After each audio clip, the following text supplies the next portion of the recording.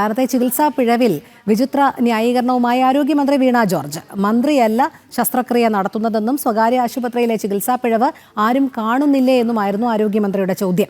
ശസ്ത്രക്രിയ നടക്കുമ്പോൾ അധികാരം ഏറ്റെടുത്തിട്ടില്ലെന്നും മന്ത്രി ക്യാപ്സ്യൂൾ ഇറക്കി. പത്തനംതിട്ടയിൽ മന്ത്രി പങ്കെടുത്ത പരിപാടിയിലും വലിയ പ്രതിഷേധമുണ്ടായി.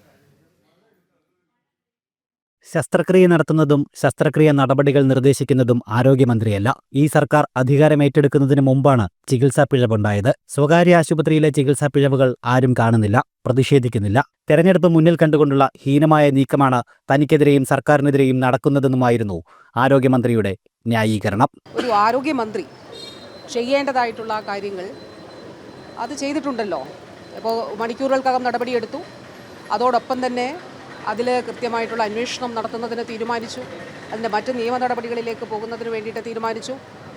അതിൽ ഏത് ആരോഗ്യമന്ത്രിയാണെങ്കിലും ഒരു ആരോഗ്യമന്ത്രി അല്ല സർജറി നടത്തുന്നത്, ഒരു ആരോഗ്യമന്ത്രി അല്ല ഈ സർജിക്കൽ പ്രൊസീജിയേഴ്സ് പഠിപ്പിക്കുന്നത്. ഈ പറയുന്ന ചികിത്സാ പിഴവ് എന്നുണ്ടായതാണ്, എത്രയോ നാളുകൾക്ക് മുൻപുണ്ടായതാണ്. അതായത് വാസ്തവത്തിൽ ഒരു തെരഞ്ഞെടുപ്പിൻ്റെ പശ്ചാത്തലത്തിലാണ്. അന്ന് ഒരു പുതിയ സർക്കാർ ചുമതല ഏറ്റെടുത്തിട്ടില്ല. ഇത് വി ഡി സതീശൻ്റെ നേതൃത്വത്തിൽ നടന്ന അതിക്രമമാണ്. വി ഡി സതീശന്റെ നിർദ്ദേശത്തിന്റെ അടിസ്ഥാനത്തിൽ നടന്ന ആക്രമണമാണ്.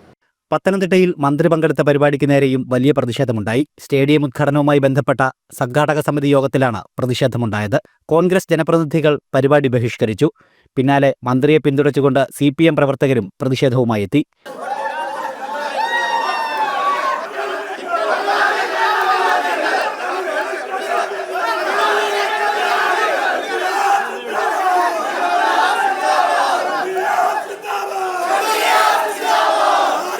ജനം, പത്തനംതിട്ട.